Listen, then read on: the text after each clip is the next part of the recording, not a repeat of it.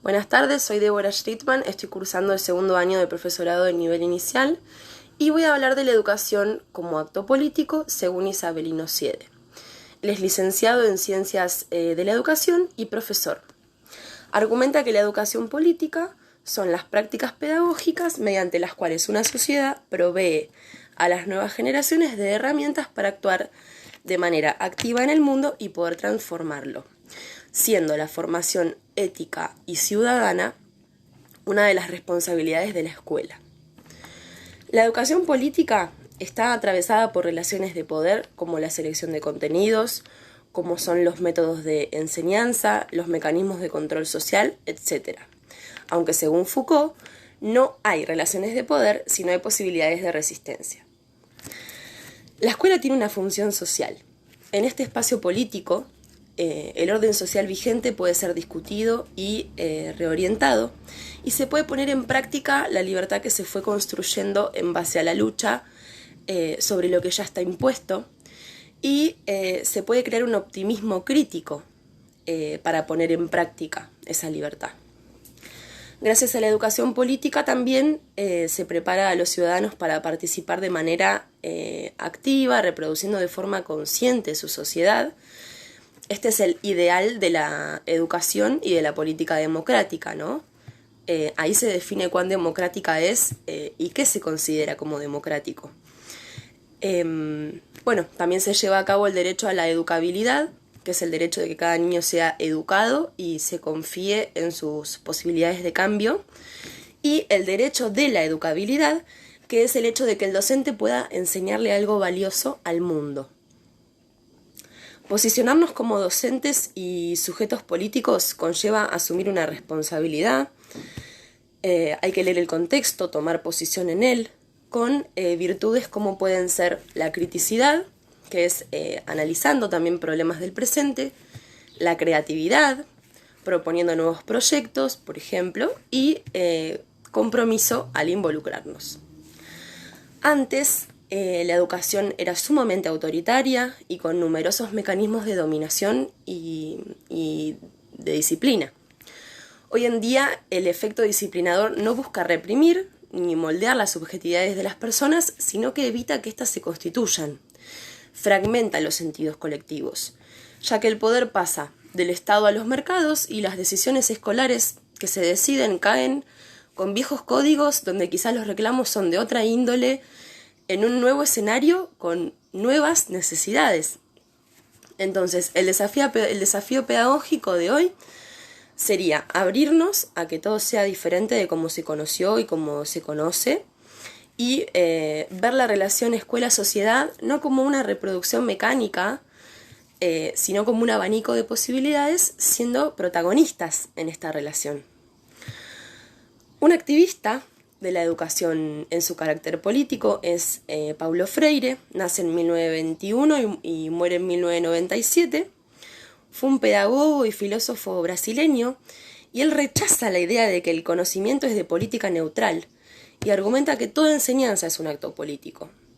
Su objetivo es que se pueda erradicar la dominación del que sabe al que no sabe, del opresor al oprimido, mediante un despertar de la conciencia crítica, en donde el sujeto ocupa un lugar activo en su cambio social, en su realidad social. Esto lo hace problematizando la situación con el método de alfabetización para adultos como herramienta para la libertad y la libertad de expresión. Lo hace por medio de la educación popular, es decir, programas educativos para el sector popular de la población fuera de las instituciones educativas, por ejemplo, una asociación barrial. Dentro de la sociología de la educación, encontramos como uno de los máximos referentes a Durkheim. Data de 1860 a su vida, a 1920 aproximadamente. Fue el único que estudió la educación de manera explícita, basándose en los pensamientos de Saint-Simon y Augusto Comte, quienes consideraban que la educación servía para reordenar la sociedad europea y se asociaba la educación con el trabajo, con el progreso. Según Durkheim, la sociedad influye en el individuo y éste debe ajustarse a las pautas sociales y se retroalimentan mutuamente. La educación, según él, hace a la persona realmente humana, ya que crece con su propio esfuerzo y es por donde la sociedad renueva las condiciones de su existencia, ¿no? Según él, perpetúa y refuerza la homogeneidad que se necesita para vivir en sociedad y forma seres sociales, o sea, seres nuevos capaces de llevar una vida social y moral. Hablando de sociedad europea, homogenización, educación como progreso y demás cuestiones conservadoras, qué feo termina con este tema, ¿no? Tendría que haber terminado con Freire. Bueno, no importa. En Argentina, desde la Revolución de la Independencia rioplatense, se quería organizar un sistema educativo público y extenso con la igualdad social como meta. La escuela en su carácter político era considerada una herramienta de la razón universal para garantizar la igualdad y la libertad de los hombres.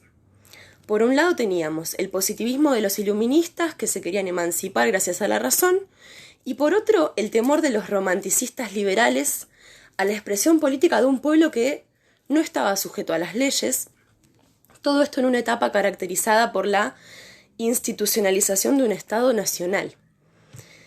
Bajo este contexto, aproximadamente en la década de 1860 a 1870, se originaron las instituciones y el sistema educativo. Y tanto de parte de Alberdi como de Sarmiento se quería educar al soberano, civilizar a los bárbaros, ya que en el país se veía atraso y vacío cultural. La barbarie eran los indios, los gauchos, lo autóctono, mientras que la civilización articula el ideal de Sarmiento, que era lo europeo. Este proyecto civilizatorio además incluía asimilar al extranjero. Se invitó a la población europea a habitar el territorio argentino, trayendo para que ellos traigan su cultura y su disciplina de trabajo.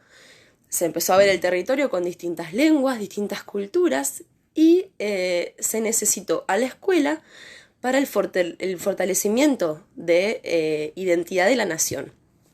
Se quería afianzar el nacionalismo, como por ejemplo con actos patrios en el colegio. Se quería la homogeneidad étnica, lingüística y religiosa, nacionalizando la enseñanza.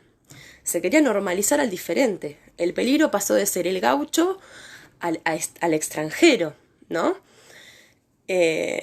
Bueno, y debido a la extensión y perdurabilidad de todas estas medidas que se fueron tomando, podemos ver este tipo de impronta en las escuelas de la actualidad, ya que fue y es posible, porque se parte de una promesa de inclusión y de progreso, pero no se aborda la igualdad desde lo diverso, con la riqueza que eso conlleva, sino que se parte de la igualdad luego de la homogenización. Y esto es lo que se quiere cambiar, ¿no? Sumando a que hoy en día hay más medios discursivos que operan por sobre la escuela, en la subjetividad de los niños, y que ya la dominación no es aceptada.